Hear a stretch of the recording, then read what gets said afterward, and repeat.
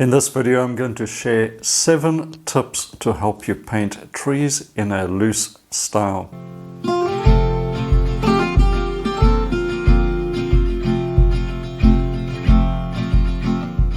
These are 7 accessible tips, great for beginners, and it's going to just show you how to get into a scene with trees, avoiding details, suggesting information, and keeping it interesting. So I'm going to demonstrate this in a very simple scene, mostly out of imagination, just based on some other scenes that I've worked with in the past, but it's going to illustrate these 7 tips that you can apply in your next painting. Using a very basic palette today, just a couple of colors, starting off with a big brush.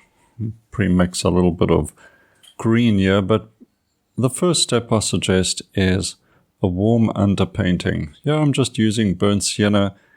You can use a cool red even, but this burnt sienna will work very nicely with the greenery as well, and it gives sort of a rich start to the painting and not just a cold white surface.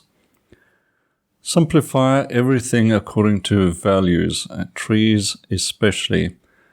Get your dark, get your middle value, this sort of middle value green that I'm putting down here, and then you'll do your light value as well.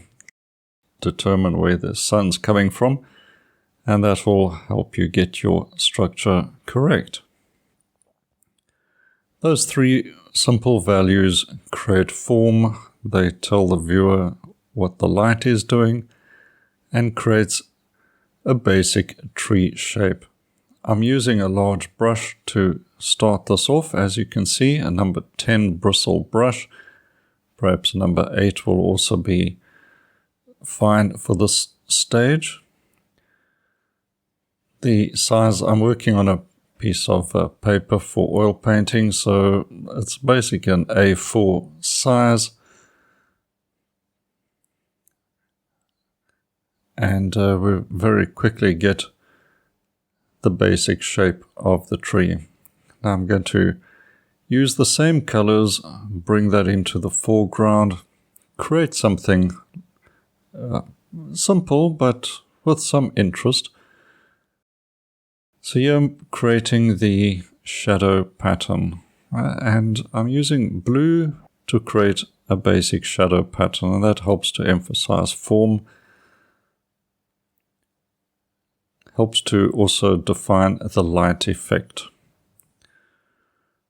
Working from a small selection of colors and mixing the colors, you get a harmony of color. Your tree colors should be found elsewhere in the painting as well. The same yellows and greens being used for the grass. Slight adjustment in value because the grass is a flat shape getting direct sunlight. The tree is an upright shape and the light is at different angles. In the foreground here, I'm going to create a suggestion of water. It could be a river flowing past or a small farm dam, something like that. But everything is harmonizing. These blues, they'll be picked up in the sky. Darker versions are in the shadows of the trees. The darks of the trees using the same ultramarine blue. So a natural harmony will exist basically automatically, and that pulls the whole scene together and unifies it in a way that is pleasing. You're not using random tube colors.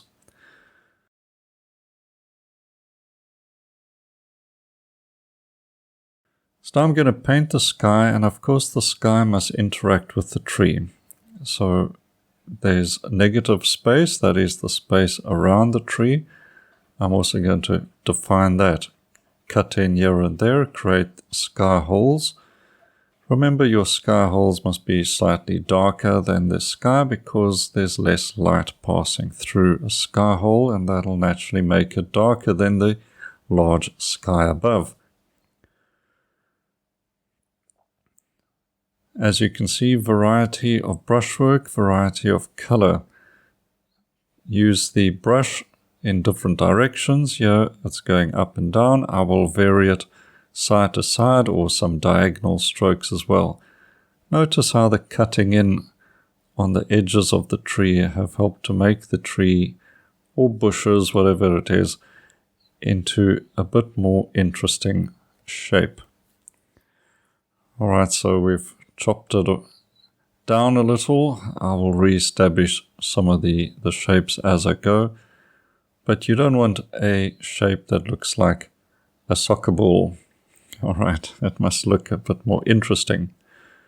So the variety of brushwork, that is larger brush strokes, smaller brush strokes, and brush strokes in different directions, help to create a slightly different look to the scene because your stroke interacts or creates texture, it interacts with the light, and one can see these variations of broken color perhaps, or simply texture. So you haven't blended these strokes away. Now I'm breaking up flat areas like in the shadows as well. I will put different colored strokes. Okay, the tree shape or the details of the tree trunks, all very loose, very suggestive. You can figure out what they are, of course, but they are sort of lost and found strokes. Start up here, disappear over there. And I will put a color down like this burnt sienna, and then I will cut in a little with the tree colors around it to define it. Perhaps overlap a few parts of the branches or tree trunks as well. That's so the tree doesn't look like a cross section. A tree is a three-dimensional shape with volume, and we want to get that impression. Here, cutting in with slightly cooler greens, breaking up some of the shadow shapes, adding little touches of variety in color temperature perhaps, warmer and cooler colors, or in value, lighter or darker. Pretty much an entire painting is made up of those ideas. Light and dark values and warm and cool colors. Here these cooler mid-value greens just overlapping some of the tree trunks and branches to make them a little bit more interesting and create a bit more volume to the tree. Of course, this is somewhat simplified, and I'm not spending a lot of time on the tree, but it's to show you the basic concepts that you can apply.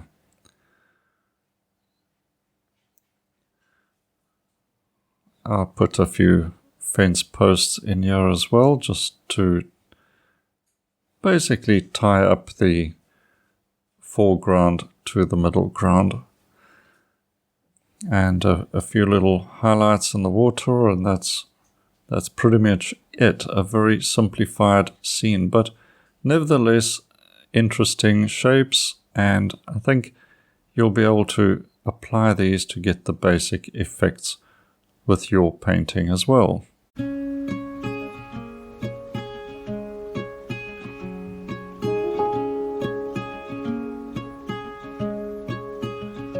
Okay, as you can see, nothing to it. All you have to do is just keep it simple, have a strong light and dark contrast, a bit of variety in brushwork, and color temperature. Okay, if that sounds like a tall order, just remember it's simply a process. Start with your underpainting and build from there, and keep these steps in a sequence, and pretty soon it'll become second nature. From that point on, you can get more elaborate as you develop your skills. Well, if this was helpful, I'd appreciate it if you'd give the video a like, share it with your painting friends, and of course, subscribe so you don't miss the next video. And don't forget, check out the free painting course view up here. I have plenty of courses covering topics like Impressionist painting and painting trees. That's a coincidence. Alright, so check that out if you want to have some fun painting this weekend. Until next time, happy painting and cheers for now.